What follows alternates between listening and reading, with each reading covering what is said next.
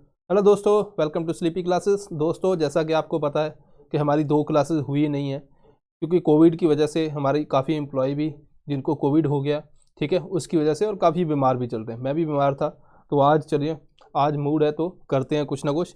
तो आज हम डिस्कस करेंगे जो ये मंडे से लेके जो भी न्यूज़पेपर के अंदर इंपॉर्टेंट आर्टिकल आए हैं, डिफरेंट न्यूज़पेपर के अंदर जो प्री के हिसाब से इंपॉर्टेंट है। तो यहाँ पे इकॉनमी इन्वायरमेंट से लेके सारे सब्जेक्ट के अंदर हम बहुत से टॉपिक करने वाले हैं। इससे पहले ज़रूरी सोचना है, बहुत से बच्चे चाहते हैं कि हम घर बैठे क्या करें कि प्री भी पास आ रहा है, कोई ना कोई कोर्स ज्वाइन कर लें जिसकी वजह से हमारी प्रेपरेशन है वो सॉलिड हो जाए। तो यहाँ पे करंट अफेयर टेस्ट सीरीज़, इसका कोर्स अवेलेबल है। GS, current affair plus test series, अगर तीनों किसी ने ज्वाइन करने हैं, कॉम्बो है। इसके अलावा हमारे पास कंप्लीट जीएस क्रैश कोर्स है एंड कंप्लीट करंट अफेयर। मतलब जैसी आपकी इच्छा है, किसी का कोई हो सकता है कोई सब्जेक्ट वीक हो, वो उसी हिसाब से इसको ले सकते हैं। आप कॉल कर सकते हैं इस नंबर पे, आप हमारी वेबसाइट के ऊपर विजिट कर सकते हैं, आपको अच्छा अनुभव रहेगा। चलिए, तो यहाँ पे देखते हैं पहला question. Consider the following statement in context to World Trade Organization. First statement है, as per WTO countries are not free to announce whether they are developed और डेवलपिंग। Second है, the WTO has defined developed and developing countries. Third है, WTO provides special advantage to developing nations through special and differentiated treatment. तो कौन C correct है? 1 and 2, 2 and 3, 3 and all of the above. अब ऐसा question UPSC के अंदर बहुत आता है। द फैक्ट जो बहुत ज़्यादा इंपॉर्टेंट है, जो यूपीएससी के अंदर ज़्यादा चांसेस हैं, वो यहाँ पे है कि डेवलप्ड और डेवलपिंग, हम बोलते हैं डेवलप्ड नेशन है, डेवलपिंग नेशन है, ये कौन डिफाइन करता है? इसके कंटेक्स्ट के अंदर ये क्वेश्चन है। तो यहाँ पे अगर हम फर्स्ट स्टेटमेंट देखें, नॉट फ्री, कि कंट्री अपने आप को डिक्लेयर नहीं कर सकती वो फ्री है या नहीं फ्री, मतलब वो डेवलप है या डेवलपिंग है। सेकंड स्टेटमेंट ये कहती है कि क्योंकि WTO ने डिफाइन किया है, तो ये अपने स्टेटमेंट ऐसा नहीं है कि दोनों कॉन्ट्रेरी स्टेटमेंट्स हैं। तो यहाँ पे अगर आप ध्यान दोगे तो यहाँ पे अपनी स्टेटमेंट आएगी, वो आएगी थर्ड ओनली, क्योंकि ये दोनों स्टेटमेंट एक दूसरे से मैच काफ़ी मिलती हैं। अगर तो WTO डिफाइन करता है ना, डिफाइन करता है, तब वो कह सकता है कि ठीक है मैंने डिफाइन किया हुआ, आपको उसी हिसाब से डेवलप्ड और डेवलपिंग रहना है। तो ये इन दिस कंटेक्स्ट या तो ये दोनों स्टेटमेंट सही होंगी या दोनों स्टेटमेंट गलत होंगी, है ना, चांसेस हैं इतने। मतलब अगर आपने गेस वर्क करना है तब, तो ये ऐसी कुछ चीज़ें जो आपने सीखनी है, जो हम इस क्लास के अंदर भी डिस्कस करेंगे। तो यहाँ पे बात करते हैं कि जो इंडियन एक्सप्रेस के अंदर आर्टिकल आया था कि जो चाइना वो बोलता है कि वो डेवलपिंग कंट्री है। अब देखो, डेवलपिंग कंट्री जो है उसको बहुत से जो स्पेशल ट्रीटमेंट मिलती है WTO की प्रोविज़न के हिसाब से। जैसे वो थोड़ा बहुत रिस्ट्रिक्शन लगा सकता है जो इंपोर्ट आता है बाहर से, ताकि उसकी जो इंडस्ट्री है, जो लोकल मैन्युफैक्चरिंग है, वो उसके ऊपर फोकस किया जा सके थोड़ी बहुत। और उसके अलावा बहुत सी जो भी वहाँ पे रूल एंड रेगुलेशन होते हैं, उसके अंदर थोड़ी लिबर्टी मिलती है as compare to developed countries. तो बाकी देश इसीलिए बोल रहे हैं कि यार ये तो डेवलपिंग अपने आप को डिक्लेयर कर रहा है, इतना इसने, है ना, हर तरफ मतलब चाइना का माल भेज रहे हैं, तो उसके बाद भी डेवलपिंग है, तो फिर हमारा क्या होगा? ठीक है जी, यहाँ पे यही चीज़ है। फिर WTO के अंदर WTO ने नहीं बोला कि हाँ टू डेवलपिंग है या टू डेवलप है, ये कंट्री खुद डिक्लेयर करती है अपने आप को। ठीक है जी। इसके अलावा अगर हम देखें लीस्ट डेवलपमेंट कंट्री के कंटेक्स्ट के अंदर, तो वहाँ पे भी बांग्लादेश का भी यही इशू है कि वो उसके अंदर डाला गया है, जबकि उसकी GDP पर कैपिटा जो है वो इंडिया के हिसाब से ऊपर है। ठीक है जी। तो ये सारे इश्यूज़ हैं जो अभी न्यूज़ में थी। अब बात करते हैं वर्ल्ड बैंक। वर्ल्ड बैंक ने क्लासीफाई किया low income, lower middle income, upper middle income, high income countries. तो उस हिसाब से उन्होंने ग्रॉस नेशनल इनकम के हिसाब से ये क्लासिफिकेशन की है। यूपीएससी पूछ सकता है किस बेस के ऊपर की है। सेकंड, ये आपको बताना है कि इनमें से इंडिया कहाँ पे, मैं आपको बता देता हूँ, इस ब्रैकेट के अंदर है, तो इंडिया आपने ये बताना है किसके अंदर है, ये आपने कमेंट बॉक्स के अंदर बताना है, क्योंकि आपका भी थोड़ा सा रिवीजन हो जाएगी। सेकंड क्वेश्चन देखते हैं। यहाँ पे पूछा गया कि Asian infrastructure investment bank AIB के बारे में, ये भी अभी न्यूज़ में था। First statement, it is a multilateral bank, ठीक है जी, with a mission to improve social and economic outcomes in Asia. Second, membership in AIB is open to all members of World Bank. Third, Japan is the largest shareholder followed by India. तो यहाँ पे correct कौन सी है? 1 and 2, 2 and 3, 1, 3 all. तो आप इसको stop करके भी कर सकते हो। ऐसा क्वेश्चन जब आता है तो आपको ये ध्यान रखना है कि या तो अगर आपने पढ़ा है तभी अटैम्प्ट करना, यहाँ पे गैस वर्क कितना चलता नहीं है, क्योंकि किसी ऑर्गेनाइजेशन के बारे में पूछा गया है। जब भी ऐसे क्वेश्चन आते हैं ऑर्गेनाइजेशन के कंटेक्स्ट के अंदर, वहाँ पे हमारे लॉजिक थोड़े से कम लगते हैं। हालांकि आप लगा सकते हो कि लॉजिक यहाँ पे कि ये पहली स्टेटमेंट ठीक होगी, तो उस हिसाब से अपने 3 बच जाते हैं, एक एलिमिनेट आप कर सकते हो, तो फिर बाकी उसके अंदर फिर आपको थोड़ा सा गैस वर्क करना पड़ेगा। तो यहाँ पे अगर हम स्टेटमेंट देखें 1 एंड 2 इज़ करेक्ट। यहाँ पे जापान नहीं, जहाँ पे China is the largest share holder. ठीक है दोस्तों, तो यहाँ पे फर्स्ट स्टेटमेंट इज़ करेक्ट। अब यहाँ पे आप देखोगे कि आप बोलोगे ये नाम के आगे एशियन है, तो वहाँ पे ये ओपन टू ऑल मेंबर है ना, ऐसी स्टेटमेंट हम लॉजिक लगा के इसको गलत कर देते हैं, लेकिन ये स्टेटमेंट सही है। ठीक है, बिजनेस स्टैंडर्ड के अंदर ये आर्टिकल था। इसके बारे में पढ़ते हैं दोस्तों, पहली स्टेटमेंट के हिसाब से। दूसरी बात, हेडक्वार्टर बीजिंग के अंदर है, वहाँ पे आपको यूपीएससी शंघाई डाल देगी वहाँ पे, तो शंघाई आपको ये ध्यान रखना है।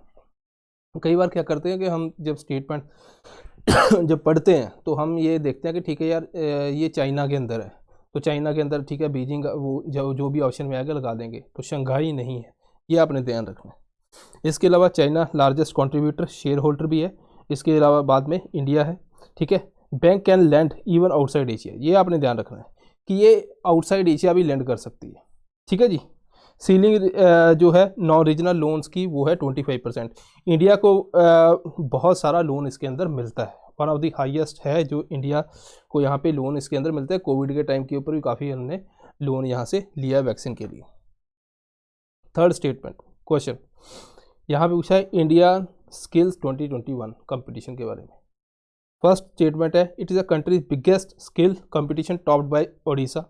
सेकेंड है close door competition organise by national skill development corporation under the guidance of ministry of commerce and industry.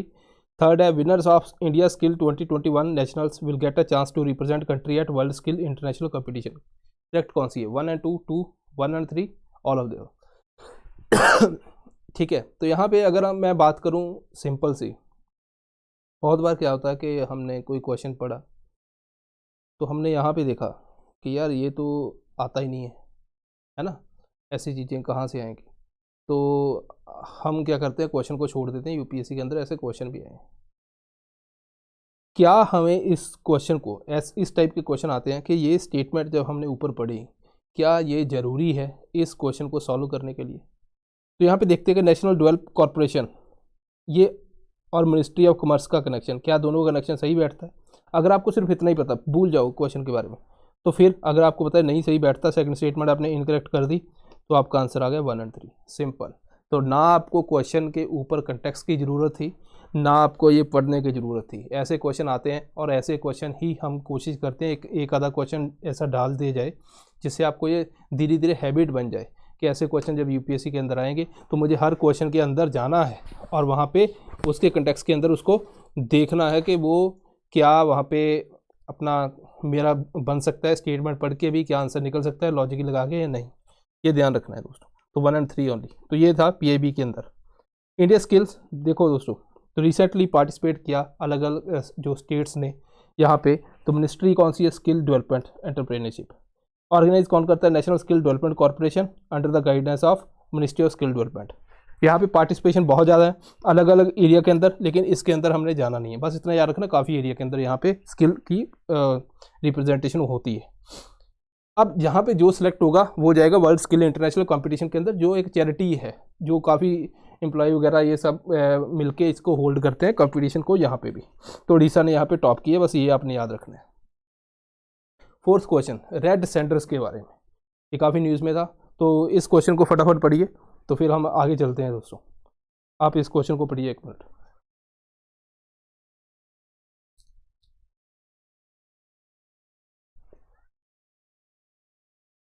ठीक है, तो यहाँ पे क्या है?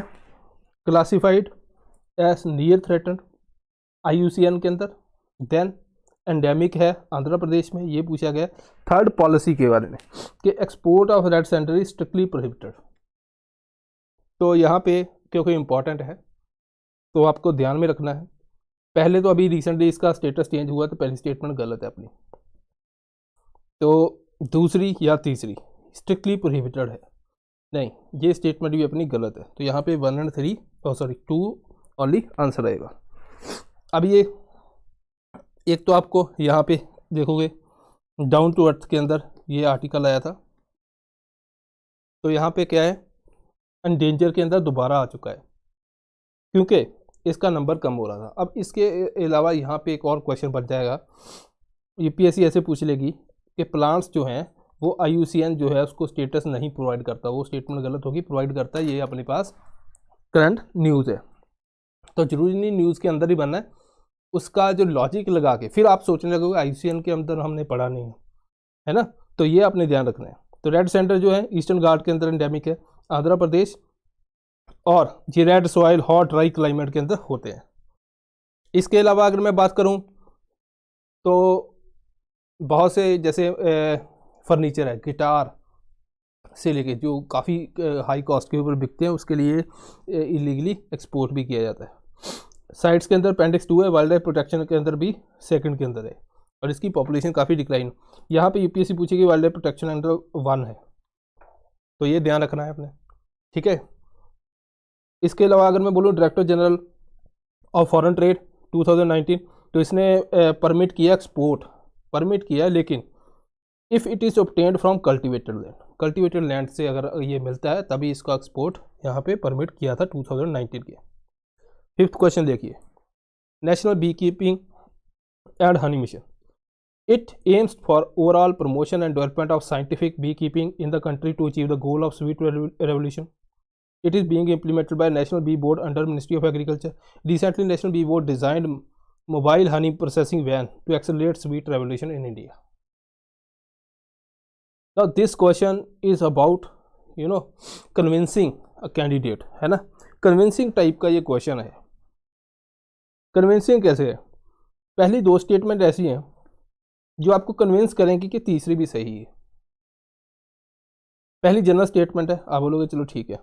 सेकंड है कि जो बी कीपिंग मिशन है अपना, ये नेशनल बी बोर्ड जो इम्प्लीमेंट करता है। थर्ड कहती है कि जो मोबाइल हनी प्रोसेसिंग वैन है वो भी नेशनल बी बोर्ड ने बनाई है। क्यों बनाई है? क्योंकि स्वीट रेवोल्यूशन को अचीव करना है, जो पहले गोल में बोला गया। दो स्टेटमेंट पढ़ते हैं, हमें लगता है ये ठीक है, उसके हिसाब से आप कन्विंस हो जाते हो कि तीसरी स्टेटमेंट तो डेफिनेटली करेक्ट है, आपने लगा दिया ऑल ऑफ द अबव। तो ये स्टेटमेंट गलत है जो थर्ड है, ठीक है। ये कन्विंसिंग टाइप क्वेश्चन होता है जो हमें कंफ्यूज करता है एग्जाम के अंदर, कि पहली दो तो हमें आती थी लेकिन दो के बारे में हमें इतना पता है तो वो कन्विंस कर देता है कि तीसरी तो इससे लॉजिक से सही है, क्योंकि नेशनल बी बोर्ड है। तो यहाँ पे भी मैंने डाला है नेशनल बी बोर्ड, है ना, तो आपको लगेगा लॉजिक यार ठीक है, अगर इसके बारे में प्रोसेसिंग वैन है तो नेशनल बी बोर्ड ने ही डिज़ाइन की होगी। तो ये स्टेटमेंट गलत है, ये PIB की न्यूज़ है। तो recently mobile honey processing van है कि जैसे मान लीजिए बहुत सा जो रॉ हनी है ना, तो वो वहाँ से जब लिया जाता है तो वो प्रोसेसिंग यूनिट तक लेके जाना, वो छोटे फार्मर को काफ़ी नुकसान होता है। तो ये मोबाइल वैन प्रोसेसिंग के लिए बनाई गई है। इससे क्या होगा, एक तो उनकी कॉस्ट भी उनको इतनी नहीं डलेगी। यहाँ पे इसके अंदर लेबॉर्ट्री भी है जो टेस्ट करेगी हनी की क्वालिटी क्या है, ये वो सारा, अडल्ट्रेशन कम होगी, एजुकेट भी करेगी किसानों को, ठीक है दोस्तों, ट्रेनिंग भी देगी। तो इससे हमारा जो फार्मर की इनकम है वो बढ़ेगी। सिग्निफिकेंस भी मैंने आपको बता दिया। ये डिज़ाइन किसने की है? KVIC ने, ठीक है जी। अब बात करते हैं थोड़े से एक्स्ट्रा टॉपिक इसी में। National bee keeping and honey mission किसके थ्रू? National bee board. मैं आपको मार्क करूंगा, ऐसा आपने उतना याद रखना है। इसका एम क्या है? बी कीपिंग इंडस्ट्री को ग्रो करना, इसके अंदर कुछ खास है नहीं। 3 मिशन इसके अंदर बनाए जाते हैं। मिशन 1 है जो, इसके अंदर क्या है? साइंटिफिक अवेयरनेस, बी कीपिंग, आप साइंटिफिक मेथड क्या होना चाहिए जिससे आप बी कीपिंग को बढ़ा सकते हो, ठीक है। सेकंड के अंदर पोस्ट हार्वेस्ट मैनेजमेंट क्या करनी है। थर्ड के अंदर रिसर्च एंड डेवलपमेंट के ऊपर फोकस करना, ये बताया गया। सेक्टर स्कीम है, इसके अंदर है mission on integrated development of horticulture, made के अंदर, बस ये आपने याद करना है। नेशनल बी बोर्ड, अब इसके बारे में क्या याद करना है? सोसाइटी रजिस्ट्रेशन एक्ट के अंदर, ठीक है, मिनिस्ट्री ऑफ एग्रीकल्चर है, और इसको प्रमोट करता है SFAC, बस 3 पॉइंट। SFAC क्या है? सोसाइटी रजिस्ट्रेशन एक्ट के अंदर है, ऑटोनॉमस बॉडी है, प्रमोट कौन करता है? मिनिस्ट्री ऑफ एग्रीकल्चर, 2 पॉइंट, ठीक है। काम क्या है इसका? जैसे FPO वगैरह, फूड प्रोसेसिंग ऑर्गेनाइजेशन वगैरह बना दिए, फार्मर्स प्रोड्यूसर ऑर्गेनाइजेशन बन गई, उसको प्रमोट करना, है ना, छोटी छोटी प्रोसेसिंग यूनिट को, मतलब जो एग्रीकल्चर है उसको मार्केटिंग का काम ये ज़्यादातर देखती है। KVIC, इसके बारे में क्या पढ़ूँ? स्टैट्यूटरी बॉडी है, पहली बात। मिनिस्ट्री कौन सी है? माइक्रो स्मॉल मीडियम एंटरप्राइज, बस ये। तो बाकी तो चलो ठीक है, एक बार आपने पढ़ लिया, बस ये पॉइंट है। अब मुझे क्या करना है, मुझे 3-4 बॉडी हमने यहीं पे कर ली। आपने KVIC लिखा, ठीक है, स्टैट्यूटरी है यहाँ पे लिखा, और उसके बाद मिनिस्ट्री कौन सी है, माइक्रो स्मॉल मीडियम एंटरप्राइज, बस 2 point. Similarly national bee keeping mission, इसका क्या है, बस ऐसे ही आपने लिखना है, एक एक वर्ड। प्री के लिए बस इतना ही बहुत होता है। आप देखो इतने से नोट्स है, आपने पढ़ लिए, 10 बार पढ़ लिए, दूसरा बच्चा 2 बार पढ़ रहा है, आपने 10 बार रिवाइज कर दिए। 6th क्वेश्चन देखिए, ब्रह्मोस मिसाइल के बारे में। Joint collaboration between India and Russia, it is capable of being launched from land, sea, sub sea and air against surface and air based target. The range of missile capped at 290 kilometres, as India is not member country to MTCR 1 and 2, 2 and 3, 1 and 2, 1 and 3, 2 and 3, all of the above। अब ये question जो है यहाँ पे IR का factor भी है, यहाँ पे साइंस एंड टेक का फैक्टर भी है, दोनों का कॉम्बिनेशन क्वेश्चन के अंदर है। ब्रह्मोस मिसाइल जो इंडिया और रशिया ने बनाई, तो यहाँ पे ये सुपरसोनिक मिसाइल के रेंज में हम ले गए, एक क्रूज मिसाइल है, इसके बारे में हमने पढ़ा। ये वाला एंगल जो है IR से इसको रिलेट करता है। तो यहाँ पे अभी रिसेंटली टेस्ट हुआ है इसका भी। तो यहाँ पे जो 3rd statement is a wrong statement, ये क्यों रॉन्ग है अभी देखते हैं। ये द हिंदू के अंदर आर्टिकल है आज का। ब्रह्मोस बेसिकली इंडिया और रशिया के कंटेक्स्ट के अंदर बनाई गई, रिवर के ऊपर नाम बनाया गया इसका। ये कहीं से भी लैंड, सी, सब सी, एयर से वगैरह हम लॉन्च कर सकते हैं, न्यूक्लियर कैपेबल मिसाइल है।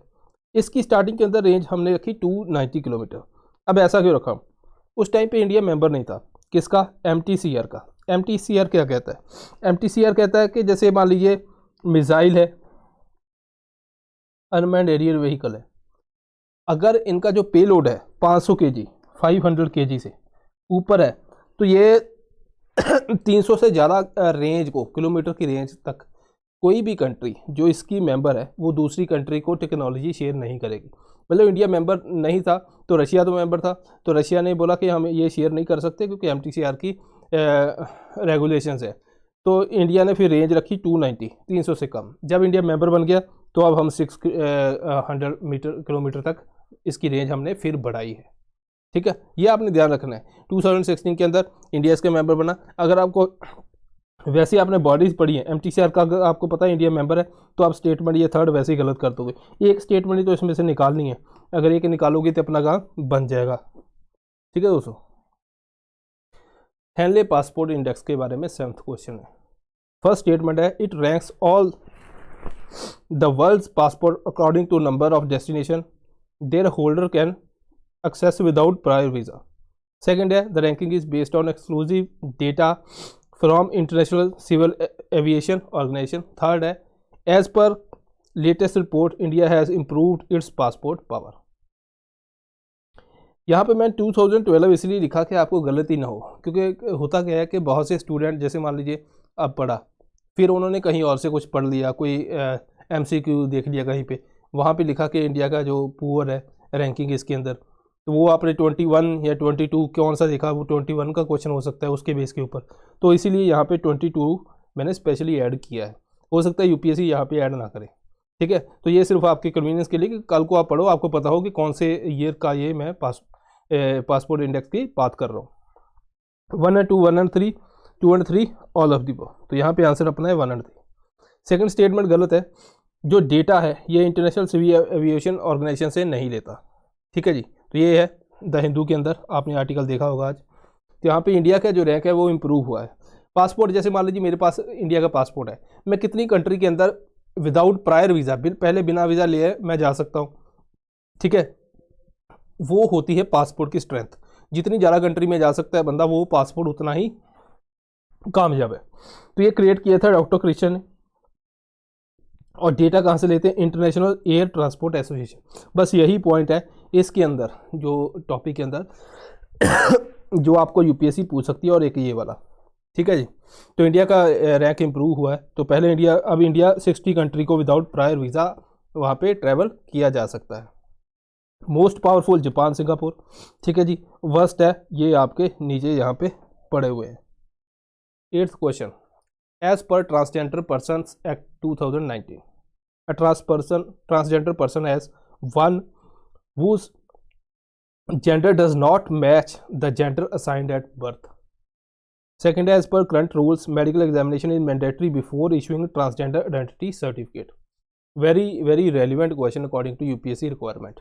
ऐसे क्वेश्चन देखने को मिलते हैं और हम सोचते हैं यार कहाँ से आ गए. 1 only 2, both 1 and 2 none of the above. तो यहाँ पे 1 only is the answer. तो यहाँ पे देखते हैं यहाँ पे क्या हुआ कि safe guard transgender person prisoner, ये बोला गया अभी मिनिस्ट्री ऑफ होम अफेयर्स की तरफ से स्टेटों को. ठीक है जी. अब ट्रांसजेंडर एक्ट के बारे में पढ़ लेते हैं क्योंकि हमने तैयारी करनी है यूपीएससी की, तो न्यूज़ में तो उतना ही था. यहाँ पे इसको डिटेल में देखते हैं. ट्रांसजेंडर पर्सन की पहली बात तो यहाँ पे डेफिनेशन दी गई कि जो जैसे बर्थ के ऊपर जो असाइन किया था मेल फीमेल, उसको जो मैच नहीं करता उसको ट्रांसजेंडर बोल दिया गया. सेकंड, यूपीएससी इसी स्टेटमेंट घुमा के पूछ सकता है कि ट्रांसजेंडर एक्ट के अंदर जो है वो ट्रांसजेंडर की डेफिनेशन नहीं दी गई, वो दी गई है. इंटरसेक्स वेरिएशन क्या है, जो नॉर्मल से वेरी करता है sexual characteristic. Prohibit against discrimination, कि आपको एजुकेशन के बेस के ऊपर, हेल्थ के ऊपर, कहीं पे भी एम्प्लॉयमेंट के ऊपर आप ट्रांसजेंडर को डिस्क्रिमिनेट नहीं करोगे, ये इसके अंदर बोला गया. बस इतना ध्यान रखना. राइट टू रेजिडेंस, वो उसको अपने घर के अंदर राइट टू रेजिडेंस है. अगर नहीं का बात बनती या कुछ होता है तो वहाँ पे रिहैब सेंटर के अंदर प्रोविज़न दी गई है. एम्प्लॉयमेंट, कोई भी गवर्नमेंट या प्राइवेट एंटिटी उसको डिस्क्रिमिनेट नहीं करेगी कि वो ट्रांसजेंडर है. एजुकेशन के अंदर भी डिस्क्रिमिनेशन नहीं होगी. डिस्ट्रिक्ट मजिस्ट्रेट जो है वो सर्टिफिकेट जो आइडेंटिटी का इशू करेगा. पेनल्टीज की प्रोविजन हाँ दी गई हैं. ठीक है दोस्तों, बस इतना ध्यान रखना. यहाँ पे एक और प्रोविजन है national council for transgender person बनाने की. तो यहाँ पे जो चेयरपर्सन है वो है union minister of social justice. बस ये आपने ध्यान रखना है.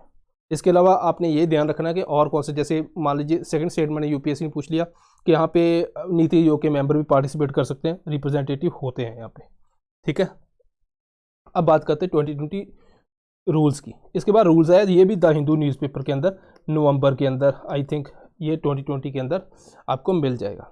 यहाँ पे न्यूज़पेपर क्या लिखता है कि कोई भी बंदा है वो सेल्फ डिक्लेरेशन, जैसे 2014 के अंदर सुप्रीम कोर्ट की जजमेंट आई तो वहाँ पे राइट टू सेल्फ आइडेंटिफिकेशन का वहाँ पे कोर्ट के अंदर बोला गया.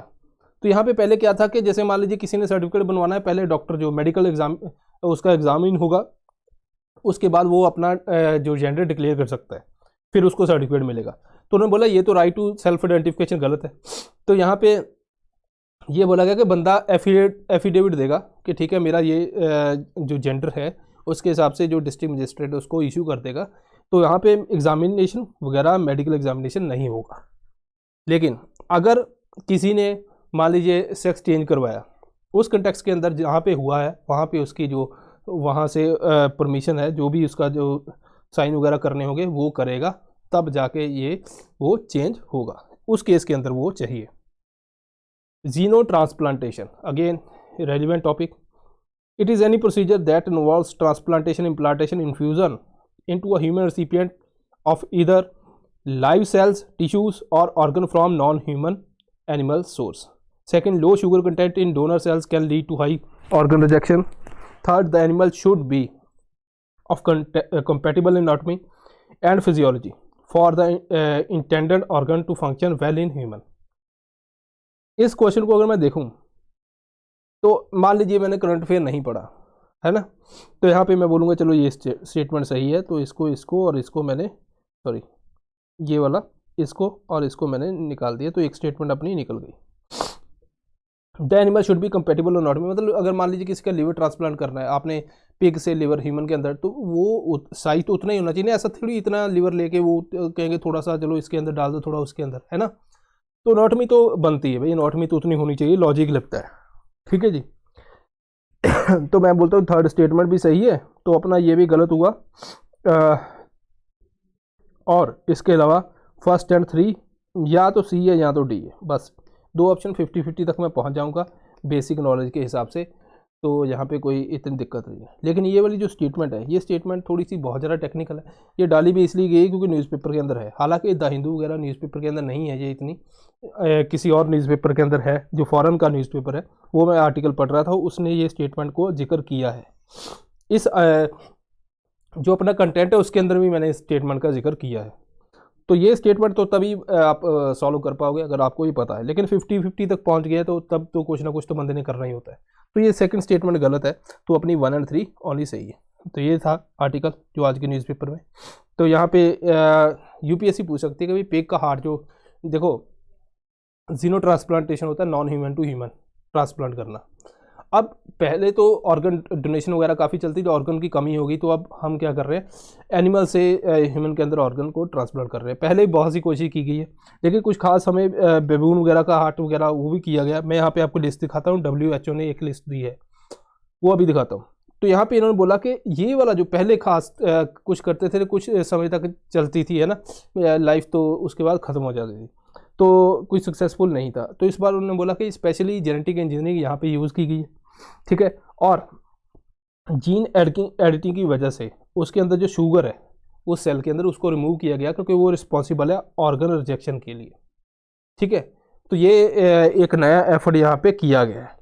इसके अलावा जो पिग वगैरह की ग्रोथ है वो भी यहाँ पे बायोटेक कंपनी वगैरह उसके अंदर एडिटिंग करके वो कर रही हैं।